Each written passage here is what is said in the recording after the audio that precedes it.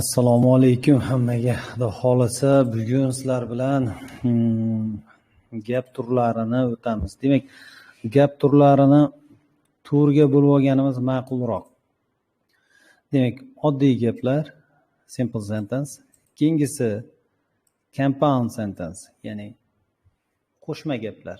Keyingisi complex sentence, murakkab gaplar. Va nihoyat to'rtinchisi complex compound sentence, bular murakkab qo'shma gaplar. Endi bularni alohida bir ko'rib chiqamiz. Sababi alohida ko'rib chiqqanda juda ham yaxshi foydasi bor. Demak, alohida bir ko'rib chiqamiz.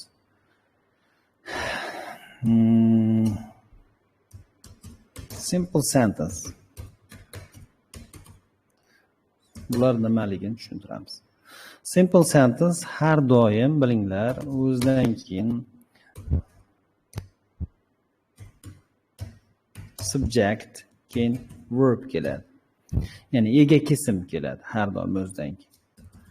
O'zidan keyin ega kesim talab qiladi.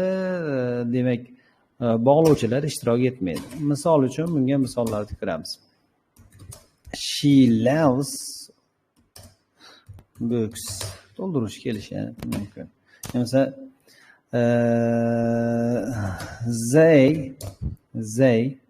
they helped us. Ular bizga yordam berishdi. Ega kesim to'ldiruvchi ishtirok etyapti. Bu yerda bog'lovchi yo'q. Demak, mana shu oddiy gaplar deyiladi. Endi bu yerda ergash gaplar kuzatilmaydi. Endi ikkinchi turdagi gapga keladigan bo'lsak, gaplarga bular compound sentencelar.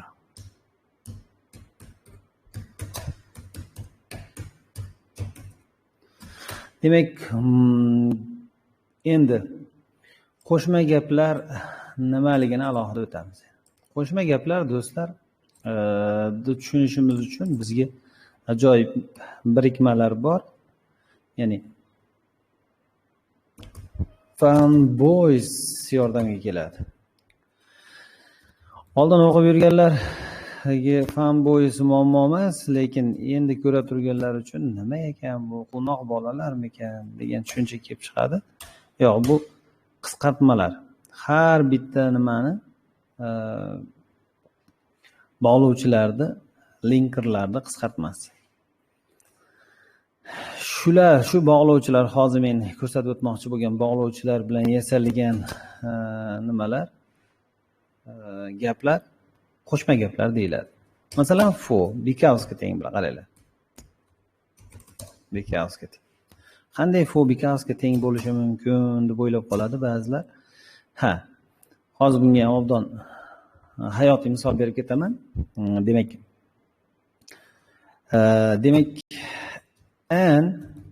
Anna misolimizga nima beraylik? Anna didn't go to school. Anna maktabga bormadi. Albatta virgul bo'ladi. For she was ill. Kasalligi bois. Bois degan ma'noni bildiradi. Tufayli, sababidan. Because bilan bir xil ma'no beradi, lekin because dan farqini tushuntirib o'taman. Endi yana bitta misol ko'raylik, mayli. They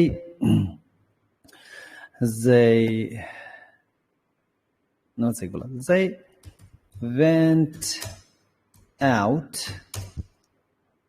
Demak, they went out demaylik. Demak, out. Ular tashqarida ovqatlanishdi. For there was nothing to eat at home.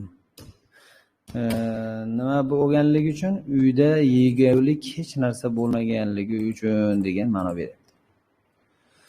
Demak, for bilinglar, bilamiz, dan beradigan ma'nolari bor. Keyin uchun, siz uchun, bu xat siz uchun degan ma'nolari bor. Ularga e'tibor bergan bo'lsalaring, masalan, dan beri present perfect signal so'zi bo'lganda gapni oxirida keladi deyarli. Siz uchun deganda bu predlog bo'lib keladi. Olmoshlardan yoki shaxslarga ya'ni shaxsni ifodalovchi olmoshlar yoki shaxslar ismlaridan oldin keladi. Bu yerda uchun degan ma'no beradi. Endi masalan bu ko'radigan bo'lsak, ikkita gapni o'rtasida kelsa bog'lovchi hisoblanadi. Ya'ni linker hisoblanadi. Masalan, biz ham uyga borsak farzandmiz. Kelish o'rnimiz, maqomimiz uyda turganimizda farzandmiz. Ko'chaga chiqqanimizda sinfdoshlarimiz ichida ham farzand bo'lmaymiz u. Sinfdoshlarimizning orasida o'rtog'imiz. Bozorga borsak bozorchimiz, hasharga borsak hasharchimiz. Xuddi shunday for kelgan o'rniga qarab maqomi o'zgaradi.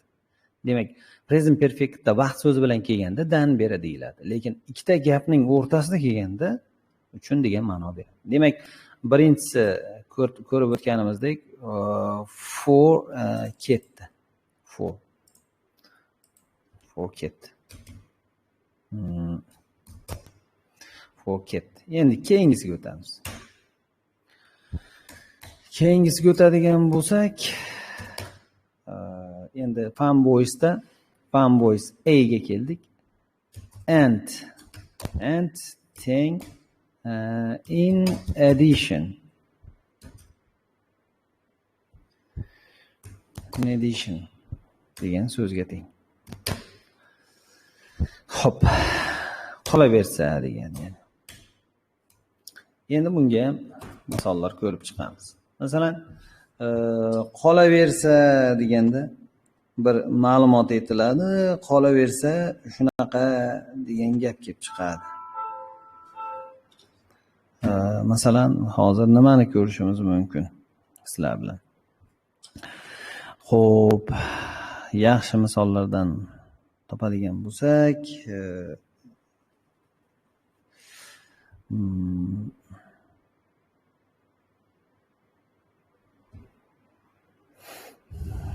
ketaverdik, yozamiz. I demak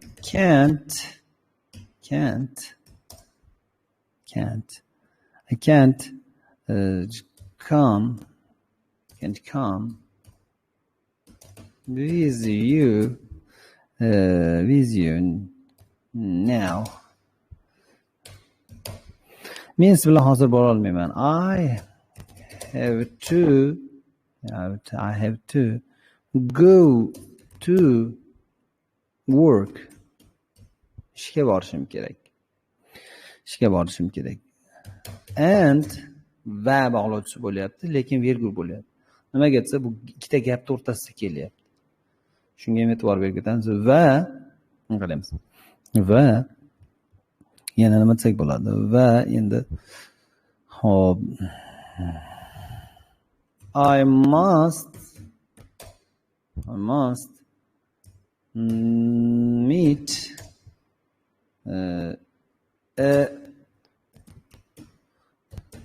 of mine.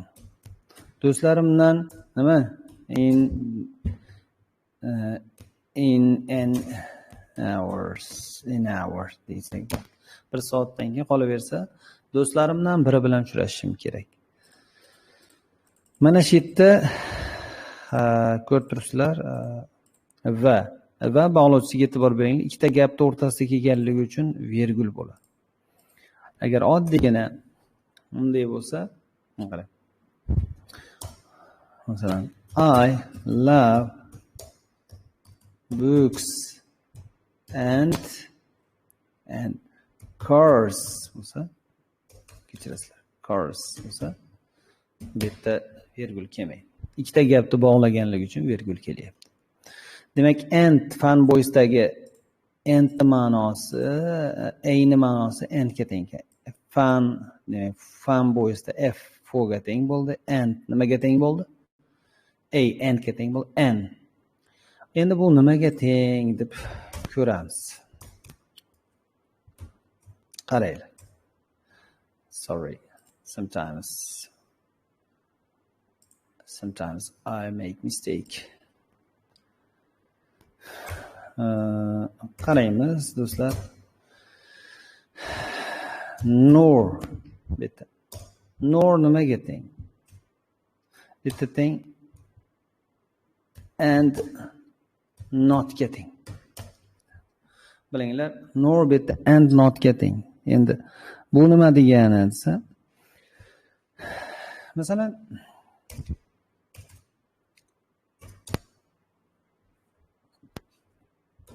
some people ba'zi odamlar do not read newspapers, gazetalarni o'qimayapti. And va they do not read books, ular kitoblarni ham o'qimayapti degan ma'no kelib chiqyapti va kitoblarni ham o'qimayapti. Endi xuddi shunaqa ma'no bera olishimiz uchun bizga no yordamga keladi. Ancha lekin na degan ma'no bo'lib qoladi. Masalan, some people do not read newspapers.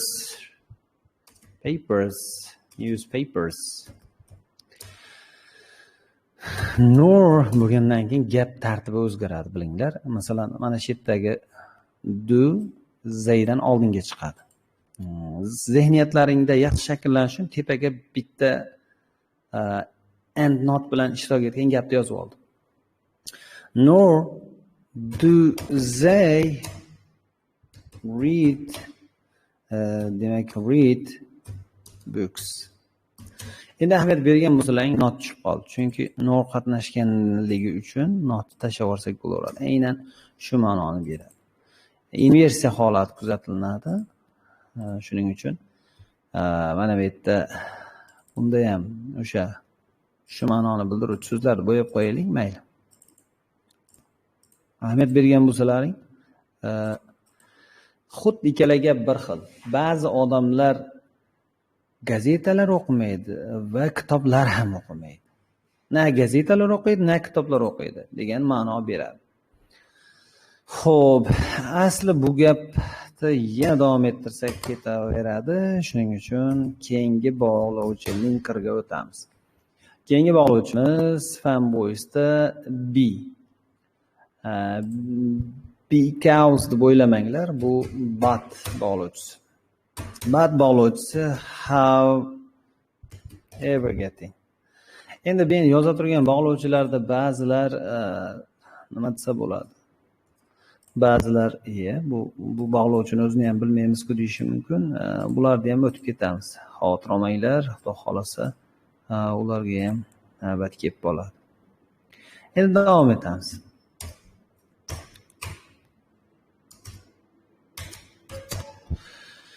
Davom etadigan bo'lsak, demak she is young, u yosh, virgül, but she is clever.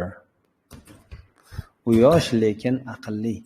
Mana shu yerda but degan ma'no, but ma'nosiga e'tibor bersalaring, ammo deyapti. Bu yerda ham virgül kelyapti, ko'ryapsizmi? Virgül ishtirok etyapti. Demak, fanboysdagi be harfi but ma'nosiga teng ekan. Lekin masalan, Tom has a car. Tomning mashinasi bor. But albatta virgül keladi. He can't drive. Lekin u hayday olmaydi. Mana shu yerga ham e'tibor beraylik. Demak, ko'rib turgan bo'lsalaring, nima bo'lyapti? Lekin ma'nosini beryapti. Endi but bilan however'ni ham farqini ko'rsatib o'tib ketamiz. Alohida ko'rsatiladi. Sabrda o'tirasizlar. Endi keyingi bog'lovchiga keladigan bo'lsak, keyingi bog'lovchimiz fanboysdagi O harfi. Mana ko'rib turibsizlar.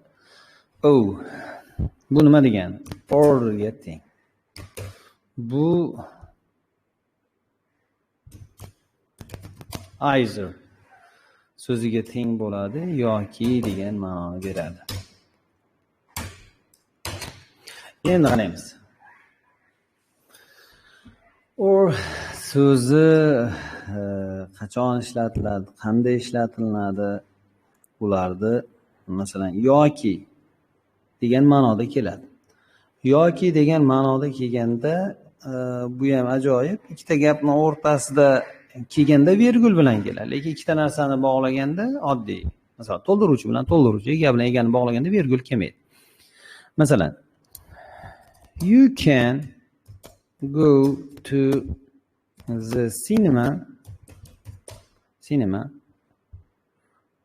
virgül or demak, sen kinoteatrga borishing mumkin yoki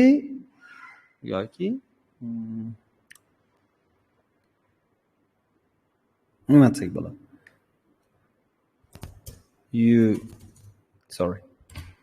You can go to the party today.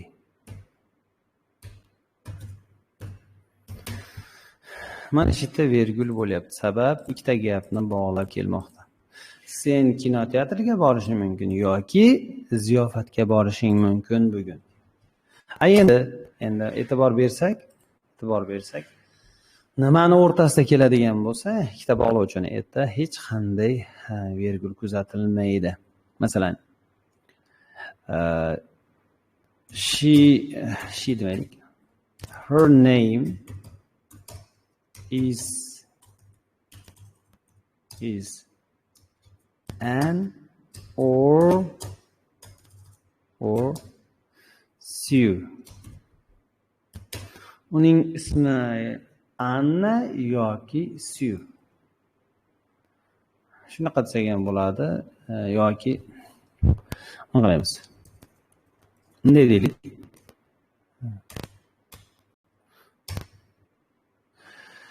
Demak, she loves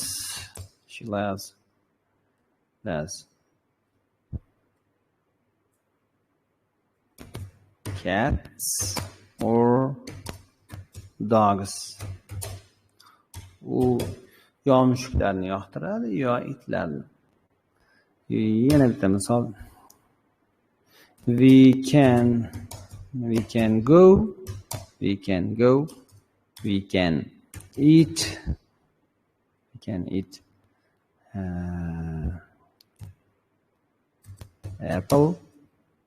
apples or biz olmalar yeyishimiz mumkin yoki bananas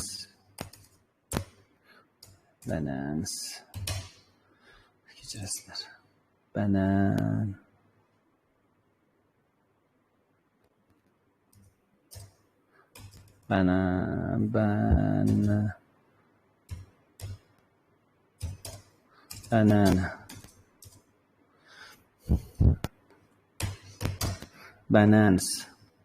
Bananas. Bananlar yeyishimiz mumkin. Endi davom etsak bo'laveradi. Endi keyingisi. Nima? Fanboysda ko'p turgan bo'lsalaring y, ya'ni endi bu nimani anglatadi? Hozir to'g'risi aytsam, deysizlar. Bu ham perfektga, perfekt ishlatilganga o'xshab dan beri ma'nosini berib yurgan narsa uchun tufayli because-ga teng bo'lib qolganda hayron qolmang. Bu yerda ham perfect signal so'zi deb o'ylamanglar. Bu ham ikkita gapning o'rtasida keladi, do'stlar. Eng qizig'i batga teng. Ajoyib. Batga tengligi yaxshi. Masalan, xo'p.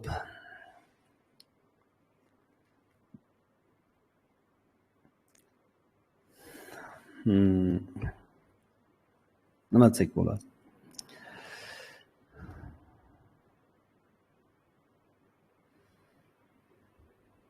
Yaxshi gap bo'lsa, mana bunday deylik. We live in Tashkent Biz Toshkentda yashaymiz.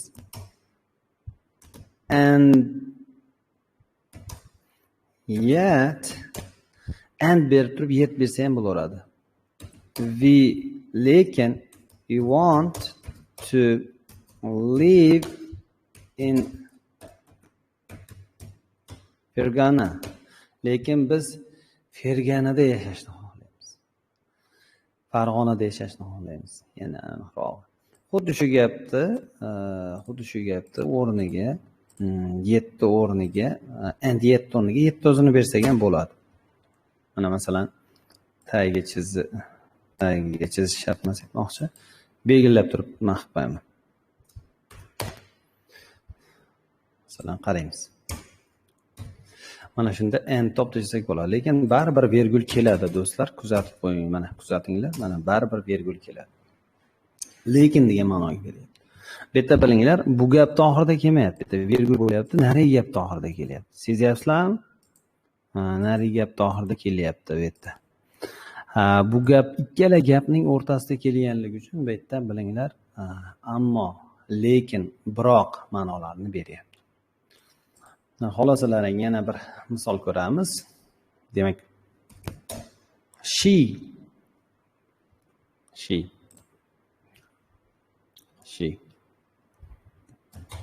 has got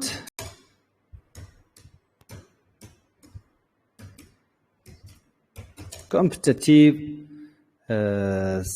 salary. Uni nima?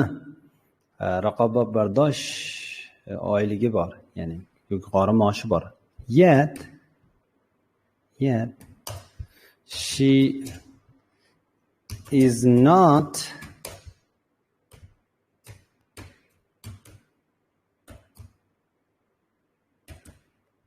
satisfied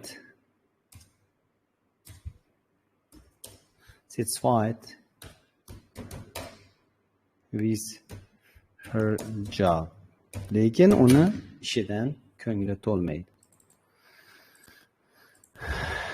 Xo'p, bu yerda ham lekin ma'nosini beradi. And yet kelsa bo'laveradi bu yerda. Do'stlar, yana davom etamiz va so'nggisi shu yerda yana bitta ish qilishni unutibmiz. So'nggisi fanboystasi qolyapti bilgan bo'lsalaring. Fanboystasi qolaturganini sezgan bo'lsalaring kerak. So oxirgisi. Fanboyst. Bu teng foga. Do'stlar, zayfoga teng desam, ba'zi bir insonlar masalan sovni bilib, zayfoni o'zini bilmasligi mumkin. Shuning uchun xavotir olmanglar. Xudo xolasa, baribir ikkalasini buni o'tganimizdan keyin albatta bularga navbat keladi. Batartib o'tib ketamiz. Xo'p, demak, so it was really hot in the room. Xonaning ichi haqiqatan ham juda issiq edi. Virgul. So I open it. Demak, one of the windows.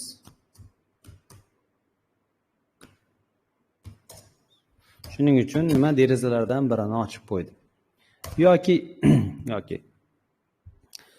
Tom really loves books.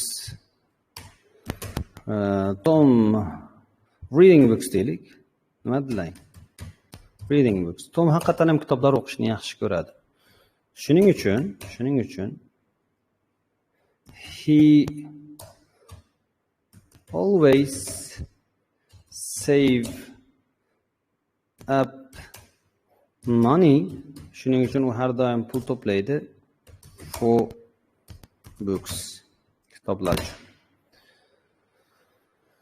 Hop, mana ko'rgan bo'lsalaring, fanboys yaxshi bo'ldi menimcha.